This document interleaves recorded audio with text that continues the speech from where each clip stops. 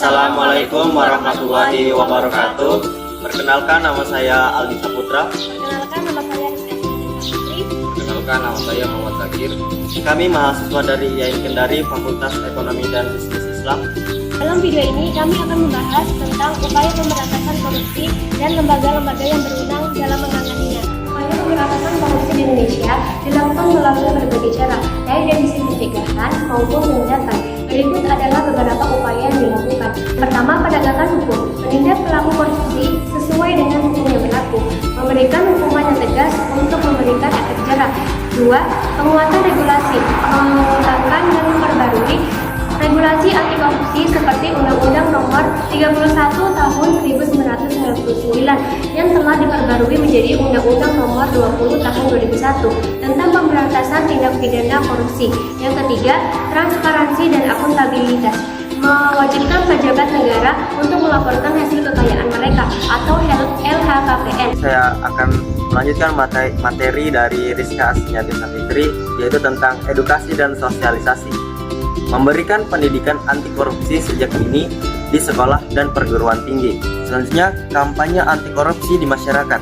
Seperti gambar yang ada di atas, ada beberapa anak sekolah, pekerja, polisi, dan petani sedang bersatu untuk memberantas korupsi.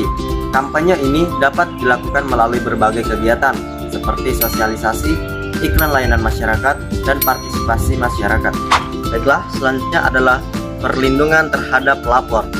Melindungi saksi dan pelapor agar tidak mengalami intimidasi atau ancaman. Selanjutnya adalah lembaga yang berwenang dalam pemberantasan korupsi. Yang pertama, lembaga yang berwenang dalam pemberantasan korupsi adalah KPK atau bisa juga disebut Komisi Pemberantasan Korupsi. Bertugas melakukan penyelidikan, penyidikan, dan penuntutan kasus korupsi. Yang terakhir adalah Kejaksaan Agung menindak kasus korupsi yang ditangani oleh kejaksaan di tingkat pusat dan daerah. Seperti gambar yang ada di atas, ada 4 besar kasus yang ditangani oleh Jampidus Kejaksaan Agung. Yang pertama, kasus korupsi PT Timah, kerugian negara sebesar 300 triliun. Yang kedua, kasus Crazy Rich Surabaya dan PT Antam, kerugian negara sebesar 1,1 triliun. Yang ketiga, kasus jalur kereta api Sumatera Utara, kerugian negara sebesar 1,3 triliun. Dan yang terakhir, yang keempat adalah kasus asuransi Jiwasraya, kerugian negara sebesar 16 triliun. Ini saya akan membahas tentang lembaga yang berwenang dalam pemberantasan korupsi. Yang pertama itu Polri atau Kepolisian Negara Republik Indonesia, di mana dia melakukan penyidikan awal kasus korupsi sebelum ditangani oleh KPK dan Kejaksaan. Seperti gambar di atas ini, di mana polisi lebih dulu menangani kasus sebelum dibawa ke Kejaksaan dan KPK untuk dilakukan penyelidikan lebih lanjut.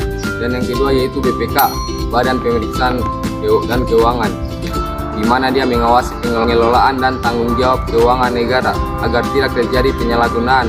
Contohnya seperti di atas, yaitu pemeriksaan keuangan, pemeriksaan kinerja, dan pemeriksaan tujuan tertentu. Yang ketiga adalah PPATK, Pusat Pelaporan Analisis Transaksi Keuangan, di mana dia menganalisis transaksi keuangan yang berkaitan dengan korupsi dan pencucian uang. Yang terakhir adalah Ombudsman RI, di mana dia mengevaluasi pelayanan publik agar tidak terjadi praktik korupsi dalam birokrasi. Dengan berbagai upaya dan lembaga yang berwenang, diharapkan korupsi di Indonesia dapat ditekan dan akhirnya diberantas. Dan itu saja penjelasan dari saya. Assalamualaikum warahmatullahi wabarakatuh.